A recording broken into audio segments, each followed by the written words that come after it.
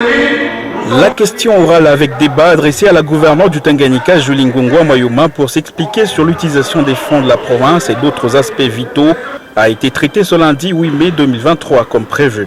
Après l'appel nominal pour vérifier le quorum, 18 députés provinciaux étaient présents. Voulant aborder la matière proprement dite, le député Oscar Loulou a demandé une motion pour évoquer des raisons pour empêcher l'examen de cette question orale. Toutefois, les honorables Alexis Katempa et Cyril Kimpou ont démontré toute la légalité de cette plénière qui a tout respecté. Mais comptant, quelques députés soutenant visiblement la gouverneure ont quitté la salle, mais cela n'a pas empêché la suite de la plénière.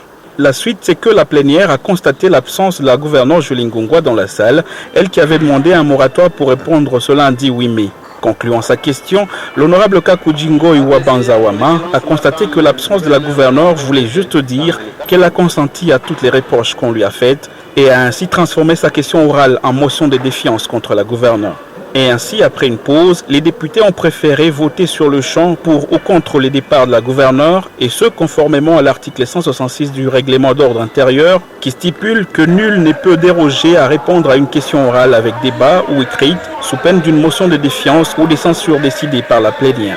En pleine opération pourtant transparente, le groupe des 6 députés sortis est entré pour s'aimer le chaos en attaquant physiquement le président de l'Assemblée provinciale, l'honorable Vincent Kibombo, tentant ainsi d'empêcher le déroulement de ce vote.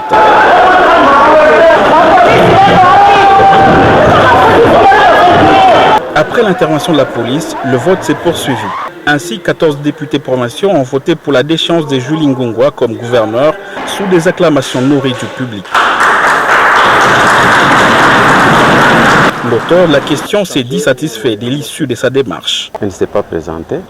Alors nous avons vu que qui ne dit mot consent. C'est-à-dire ça c'était une fuite en avant. Alors elle-même elle connaît ce qu'elle a fait. Alors nous ne pouvons pas accepter que quelqu'un travaille à la tête de la province avec un tel comportement. La province ne peut jamais se gérer comme une boutique. Ce n'est pas une chose privée. Il est donc à noter qu'au jour de ce lundi 8 mai 2023, Julie Ngongwa n'est plus gouverneur du Tanganyika.